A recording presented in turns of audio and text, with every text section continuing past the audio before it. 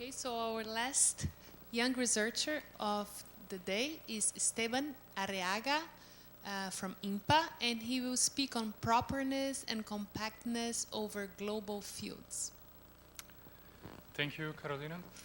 Hello, everyone. Last talk of the day. We are almost there. Stay steady. So you will perceive rapidly that my research is much younger than the previous ones, but I guess it's still interesting.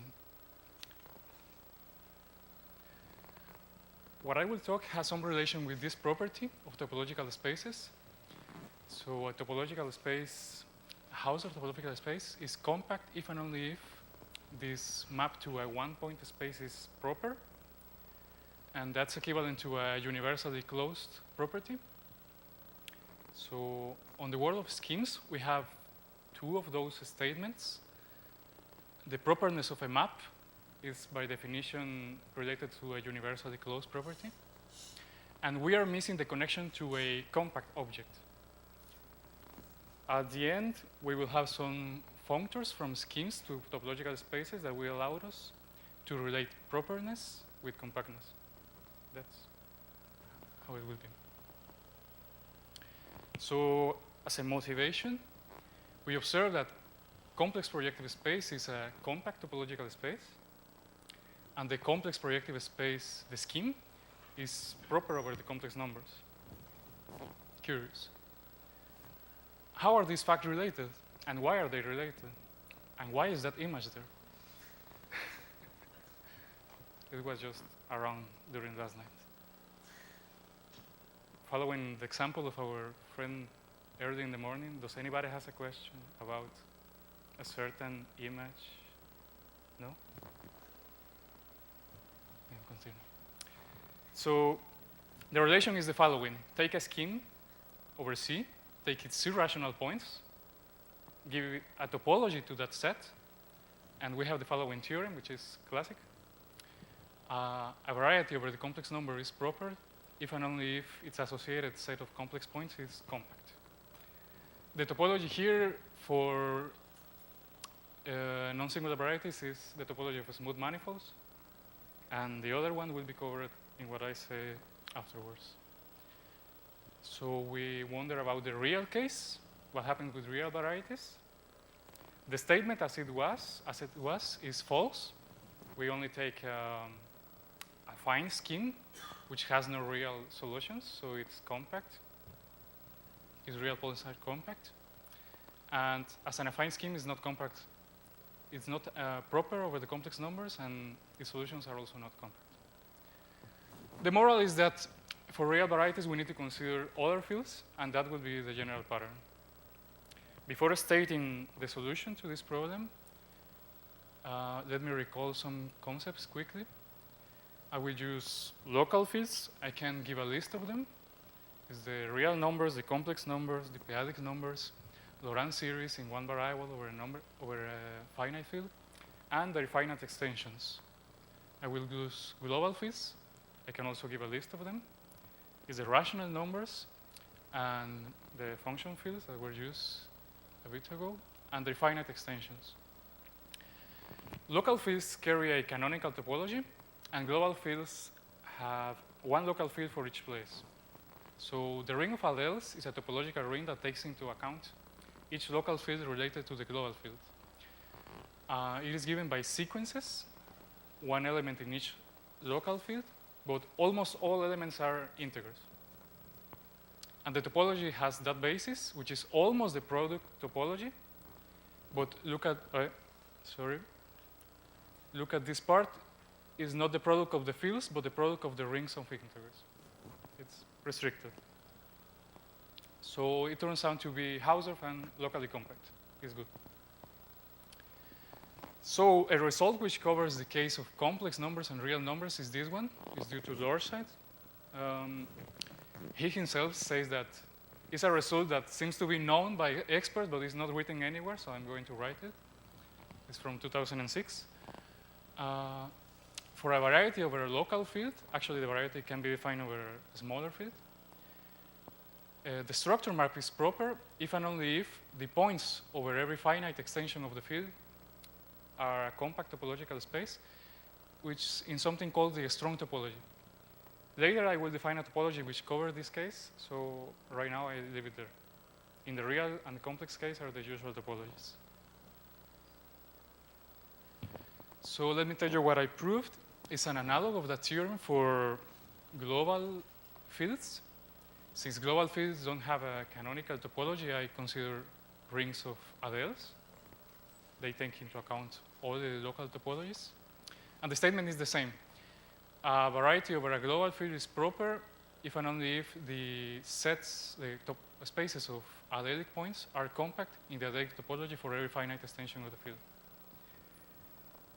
Now, the allelic topology is also covered in the more general topology I will define. So let's leave it there. The shape of the theorem seems pretty to me. I hope that's enough. So let me tell you first, why is this theorem not exactly the same as the theorem before?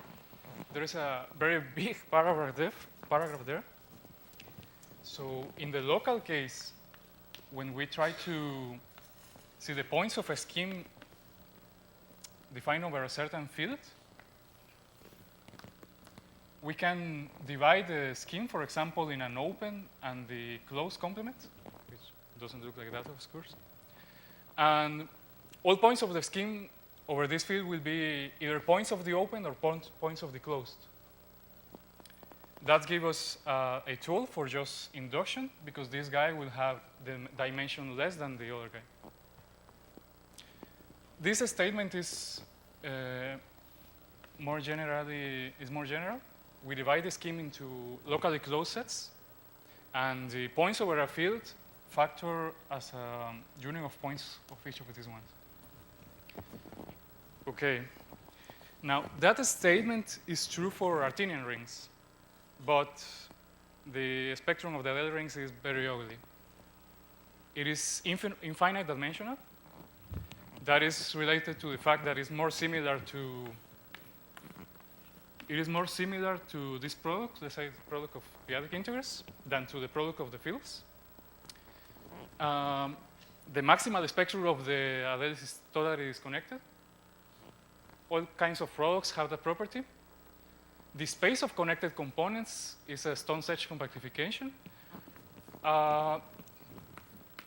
That happens already in a product of fields. The spectrum of this is the compactification according to Stone's-Edge of the indices of the product. Connected components in the spectrum of the allele are either points or chains. I had to draw a picture before, so the allele has a lot of discrete points and a lot of chains.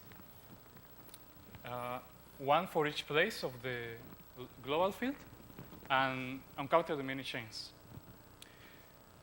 Each chain is uncountably on height. And the most interesting thing I found is that, well, of course, chains have a first ideal and a last ideal, but they also have a second one.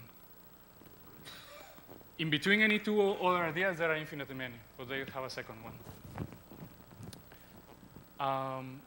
Okay, and that's it. This theorem can partially be recovered from the literature. This part about the second one, not, but okay. So I will introduce the fine topology. We cover the cases of the strong topology and allelic topology. We fix a base ring K, and we consider varieties over K, and are K algebras with a topology. That is not topological rings, but only K algebras which are also topological spaces, not any compatibility, degree 0 compatibility. So this topology is nice. It was studied by Deutscher and Sangado last year, and it's functorial in both the scheme and the ring. That is, if I have a continuous map of rings with topology, that induces continuous maps in the rational points. And if I have a map of schemes, and I take rational points over the same ring, then this map is continuous. Okay. And well, that's what I said already. Let us describe the fine topology. It is characterized by these two properties, one over affine schemes and one general. So if X is affine, the set of R rational points is the same as the sets of ring maps from global sections of X to R. But these sets has a lot of evaluation maps, one for each element here. So the fine topology makes these maps continuous. That's an idea with Grothendieck. And for affine schemes, for general schemes, all maps induced from an affine scheme are continuous. That characterizes it. Okay. Now, let me speak about the proof of the theorem. Going from compactness to properness is a direct consequence of the local case. It is written up there. So each ADL ring, as being a subset of the product, has projections to the local fields. And by the functoriality of the fine topology, this induces a continuous map of topological spaces. If these are continuous, then these are continuous. And the continuity of this for all L and all V's allowed us to use the local criteria. So I guess that this was provable before the fine topology, but now it's functoriality. Okay. That concludes X is proper in this case. So from properness to compactness, since we will have to cover the case of projective space, we considered it before, and it can be done by hand. Okay, so the steps of the proofs are: first, do projective space, and it's okay. We can prove that the resulting sets are compact. From that case, it follows from spaces which are images of projective spaces, right? And it follows also for closed subspaces of projective spaces. And this is a particular property that this map is a closed embedding as long as the ring R is a Hausdorff topological ring, and the other ring is such a ring. So we are now done with projective varieties. We want to cover all proper varieties. We have all projective varieties. What comes to mind? Ciao. But how? And why? It could be useful because, well, recall Chau's lemma for a scheme X. We can put some open sets in X, which have a map to a projective space, which then return to X. So it might happen with some luck that if we are searching for points rational of a certain ring, this fall inside is opened, and they will factor to the projective map. And this PR, we already know it's complete, and it's compact, sorry. And there will be a compact part inside X of R then. Okay. Immediately we think that if we had some kind of Chow cover, an open cover by Chow opens, then perhaps we could cover all of XR and have all rational points. That's a good idea, and it's made possible by this very pretty result. Somebody think before I try to do this problem. So let me write it again.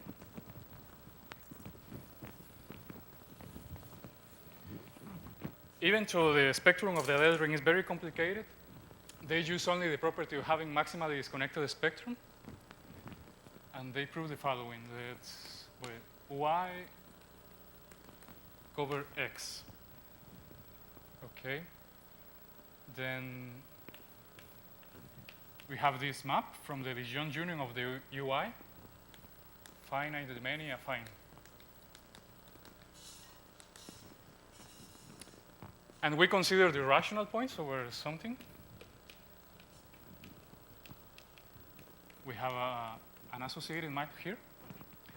And they actually prove that R is with maximally disconnected spectrum if and only if for every scheme and every cover like this map is surjective. So maps from the L ring to a scheme factor to any cover, any finite affine cover. Seems a little bit weird, but since it is totally disconnected, kind of, I don't know, rearranges itself in parts.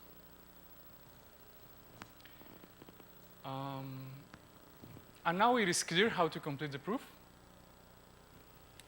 We will use this other result, that in fact there exists a choke cover.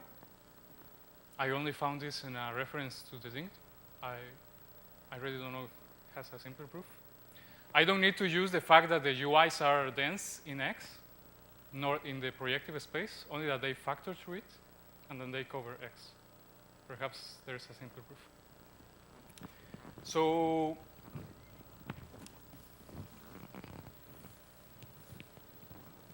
we take a finite affine cover of X, which is proper, over K. This will factor to the union of the projective spaces associated with these Chow opens. Okay. Now the very important previous lemma that maps from Adele rings factor by this cover basically implies the result, right? Any map from here to here passes before from here. This is surjective, so this has to be surjective.